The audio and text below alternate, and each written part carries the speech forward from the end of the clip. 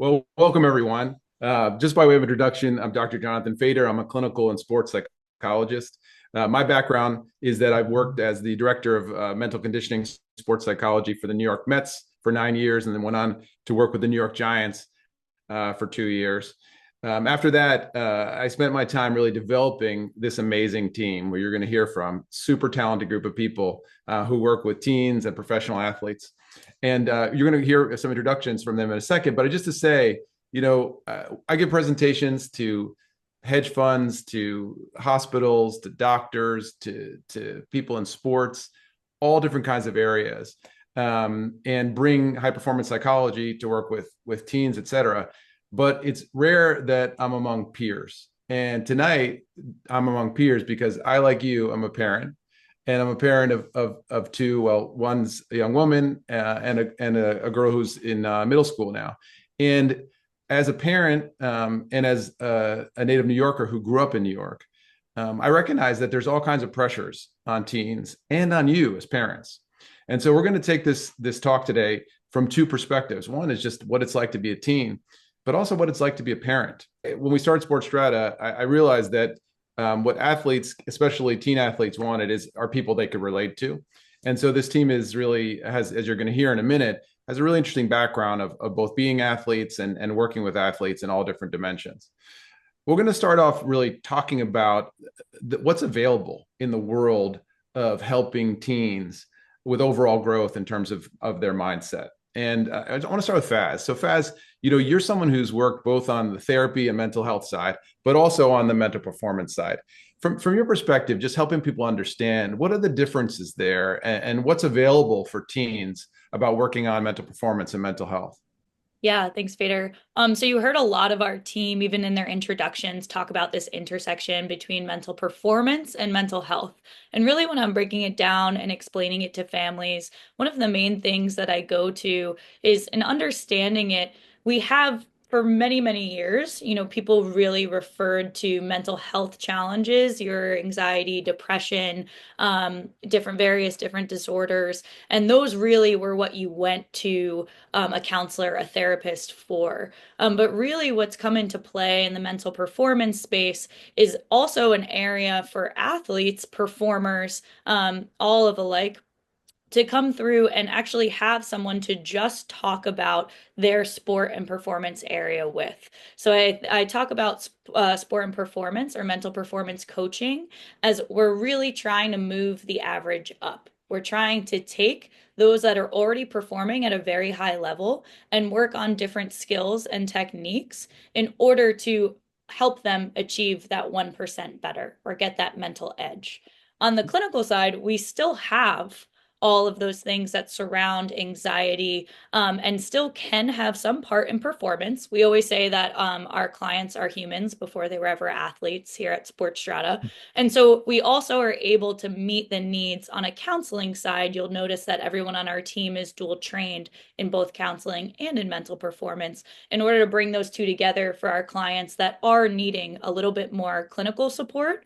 Maybe some of those depression, anxiety, things that might even be coming in off the field, and those that are also needing the support on the field in their performance domain. Yeah, I mean, what I'm thinking about when you're talking is just the idea that, you don't have to be sick to get better. Mhm. And just this idea that, really in mental health, we're trying to work with people that are struggling and get them to baseline. But what you're talking about with the work we do in mental performance is about going from good to great. And, I want to come to you and Ben on this because Faz mentioned sort of the things that we work on. And one of the things I would say, one of the most common things that people want help for, ask for help with, is performance anxiety, or at least that's how athletes label it, or a parent will label it. You and I have worked together at Baylor football. You're doing all this interesting, and with FDNY, you're doing all this interesting work with NASCAR drivers. I'm curious about, getting into the hows of this. What are some of your go-tos talking about anxiety? Say you're working with a teen, maybe, like a teen that might belong to one of the parents who's joined us tonight. What do you do? Like, let us in the room a little bit. How does that look?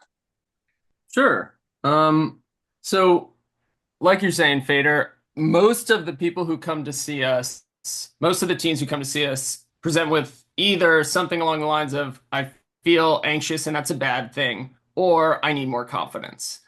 And so the first step from my perspective in terms of helping any young teen is to help them understand and recognize what the stress response is and that it's a normal response. So oftentimes, problems spiral because people get scared of the feeling of pressure and stress, which is a normal experience. So Gus was talking about this when he was making his introduction, that sports brings natural pressure and natural stress. And so if you're telling yourself something along the lines of, I should never get stressed, or if I feel nervous, then that means that I'm not ready, or that means that I'm not tough, it can really become the type of thing where you get scared of the natural response that your body has to these situations. And that can lead you down a very unhelpful path. Court, you're someone who, has worked with a lot of youth athletes, but also performing art, people in performing arts. And I'm curious about your experience there with youth actors and, people in performing arts. How is it different or the same? And how do you deal with folks who are overwhelmed by pressure in that arena? Yeah, thanks, Vader. Yeah, I think that a lot of the times in performing arts, a lot of the teens that I work with and young adults are experiencing a freeze response, or they're experiencing challenges staying in their body. And that's really a sign that we're experiencing a level of stress that we perceive to be outside of our window of tolerance.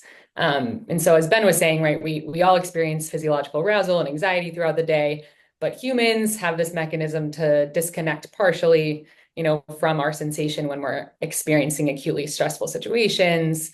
And we know, though protective maybe in the short term, an unfortunate consequence of that is we feel less embodied, and then we're not able to perform at our best. So when we're really in a state of freeze or we're not feeling embodied, first I think about bottom-up skills, so more behavioral skills like 5, 4, 3, 2, 1, grounding, your feet, noticing your breath, like really helping folks get back into their body. And then being able to, when your teen is grounded and practicing that with them, maybe even at home, then helping them access some of the more cognitive skills and reappraisaling that Ben was talking about. I'm going to call to the bullpen here and break up the rhythm a little bit and go to Gus for a second, because Gus, as most people know whom I've logged in here, has a unique experience of being athletic director of Fieldston, but also an athlete who reached the kind of highest level of any New York City kid, I would say, or one of them. I'm curious, when you're hearing this, Gus, having worked with so many teen athletes, right? What part of this experience feels familiar to you? I think one of the toughest things I've said to a lot of kids at our school, I think it feels in where the majority of our kids are not going to play college sports, although we do get a handful every year, and we want to try to encourage and try to foster as much of that as humanly possible. But for me, the experience of playing athletics at Fieldston needs to be awesome, because for so many people, this is probably going to be it for their athletic careers. For those that do move on, and this is what I'm hearing a little bit tonight, high school athletics is so fun. Like when you're little, athletics is so fun. And then you get to middle school and it's still fun. You get to high school, it's great, it's fun, but now you're trying to make the varsity, you're trying to start, you're trying to play. And then it's sort of at some point starts to shift from being really fun to all of a sudden it's a lot more pressure. There's a lot more riding on it. And then as you get to college, that becomes even more tangible. And for those that have a chance to move on past that, now it becomes people's livelihoods. It becomes, how do you make a living doing this? So the pressure continues to mount because there's so many more external forces at play. And for those athletes that can somehow maintain the ability to stay in that state that you were in high school or even younger, where you were playing this because it was fun, and that's probably at some point when you were literally at your best. And how can you stay in that headspace despite the pressures that continue to mount as you continue to advance? Speaking of that, I mean, Court really got into some of the details of some of the techniques about relaxation, and I'm curious to hear from others. Eli, what's been your experience about, working with specific ways to help people to, modulate their stress or work through some of the difficult parts of being an athlete so they can perform at their best, but also enjoy it more? So, one of the ways that, we all talked about that it shows up is unhelpful worry about what's going to happen in the future, or we find ourselves dwelling on what has happened in the past. And so when athletes want to perform at their best, right, we want our attention to be focused on right here, right now, the present. And one of the most effective ways for athletes to refocus their attention is through breathing. I'll have them try a little experiment with me, what I call 5-finger breathing. So what I'll ask the athlete to do is I'll have them hold out their right hand, and I'll have them trace an outline of their hand. As they go up their thumb, I'll ask them to breathe in through their nose, and as they go down the outside of their thumb, I'll have them breathe out through their mouth, always making sure that they trace slower on the way down as when they did on the way up, making sure that their exhale is longer than their inhale. And then I'll have them repeat that for all 5 fingers, and even repeat it with the other hand. And so what we know is that with any breathing exercise, or any way we want to calm ourselves down, right? We want the breath out, the exhale, to be longer than the inhale, because this actively regulates our parasympathetic nervous system, and it helps our body relax, and it helps it calm down. It also points to just sort of what we're all talking about here, which is, really the product of really great mental performance coaching is that you have a mental performance routine. Every athlete has a routine. Every athlete has a routine that they stretch, that they do strength and conditioning. But for the most part, most athletes, even professional athletes to some extent, don't have a mental performance routine. And so being able to really work on that and have something that your kid knows what to do before they perform, during a performance, and after performance, to really balance their mentality and be able to perform at their best mentally is really essential. And it's what people are talking about. So, David, you're the person on the team that really has, I'd say, the most experience with coaching around this. I mean, you're an expert executive functioning coach. So I always, rely on you to help me figure out my to-do list.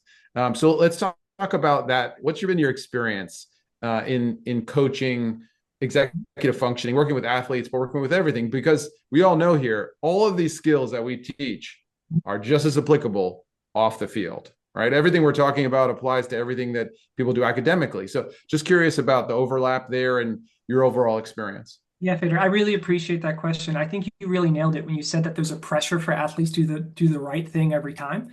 And that totally applies for things off the field, off the court as well. I like to really normalize when I work with teens and young adults on executive functioning issues that, of course, there's going to be some challenges. There's going to be some dysfunction because we're getting pulled so many different directions. We want to focus on one thing, but we also want to focus on the other. And our parents want us to focus on this. And so something I really emphasize within doing that work is, hey, the mental skills we're practicing here for the sports side are just as applicable for the personal life side, for the academic side. It doesn't have to be siloed. In fact, it could be synergistic. And so something I work with my clients and families on is, how do we build and perform the skills to provide systems, regiment, routine? We need to think about the intersectionality between, what's the academic routine? How is one organizing their homework? How does one look at studying? How does one go with task initiation?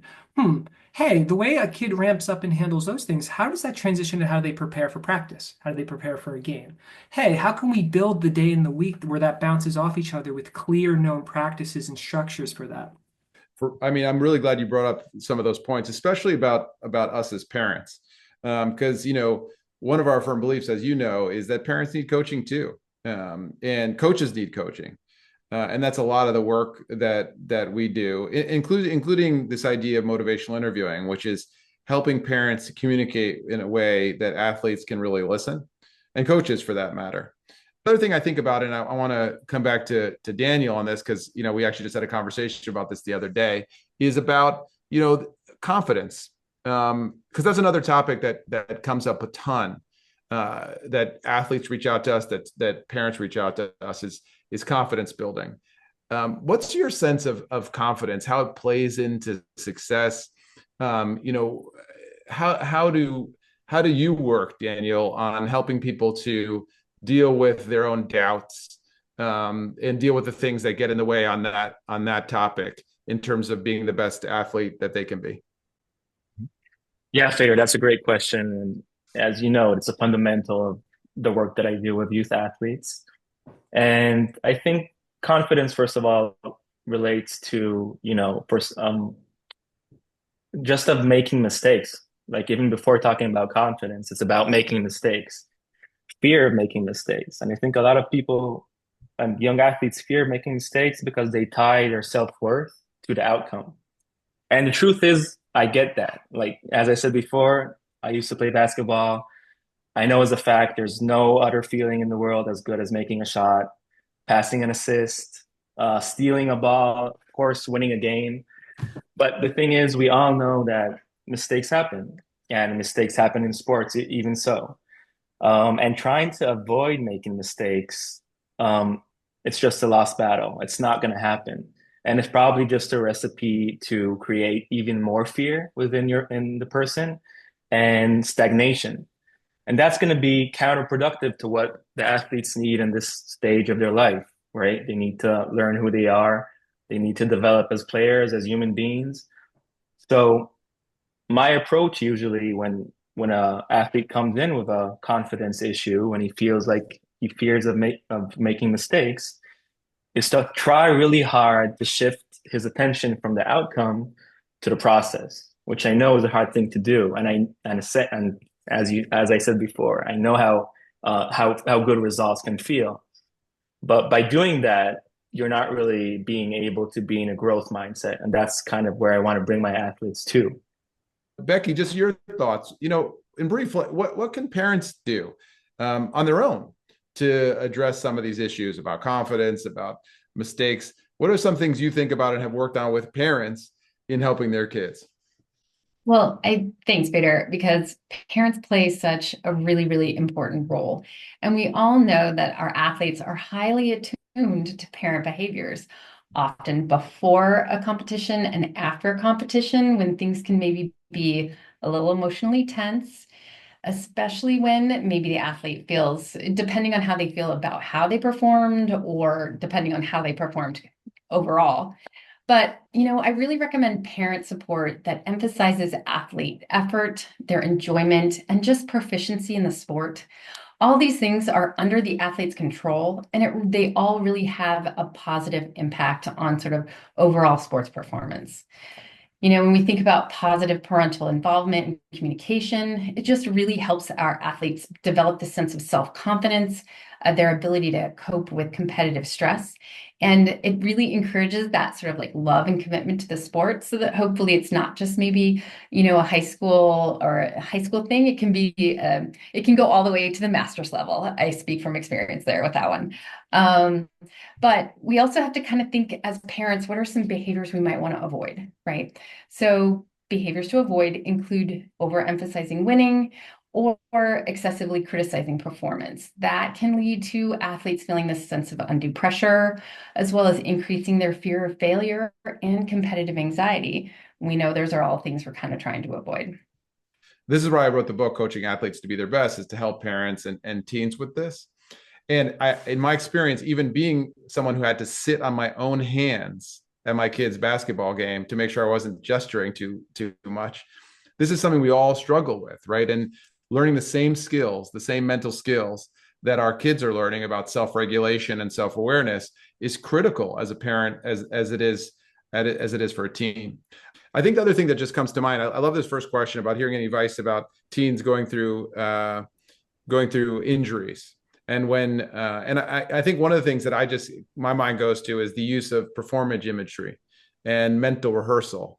I'm curious to hear, folks on our team, what your experience has been with using imagery, either around injury or just around mental preparation in general. I've worked with many athletes who are coming back from ACL tears. And, when it comes to imagery or mental rehearsal, the research shows that actually going through a mental rehearsal script is going to fire the same areas of the brain that doing the actual practice physically would do. And so if the same areas of the brain are firing, then the stronger we can make that mental image, you could imagine that one, those two things paired together, the physical practice and the mental practice, can be really helpful for an athlete. But if they're injured and that's something that's not available to them, just being able to have something, whether it be recorded, whether it be created by them, and we're able to walk through it and kind of pull out certain pieces of their performance that they're building an image around, can be really helpful. Yeah, I mean, I think what you're saying is, and I believe this too, it's, your rehab becomes your sport. And how good can you get at being the best athlete at the rehab? And mental rehearsal is such a powerful tool there. I like this question here, from the Q&A. My experience has been it's hard to persuade high school and teen athletes, even serious ones, about the value of mental performance coaching and the techniques you're describing. What advice do you have in the language you recommend about how to persuade them of the value and get them to commit and put in the time and effort to make it effective? One of the things that I would suggest to any parent who is running into what they feel as resistance from their teen around this is to think about whether it would be helpful personally to be a model for it.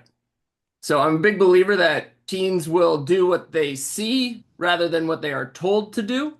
And so thinking about if you want your teen to be engaged in self-improvement, in thinking about their own mentality and how they're getting better, can you show them that that's something that you're engaging in and that it's helping you? And oftentimes I think that's a kind of a shortcut around the argumentative approach that I've seen be pretty effective. It's so valuable. I mean, I just remember working with the Giants and with the Mets that the best thing is when a coach comes out and says, I've used mental performance coaching. So, I mean, just wrapping up here, so much to share. I hope, we've delivered this ostrich egg full of all these mental performance coaching techniques. There's so much more to talk about.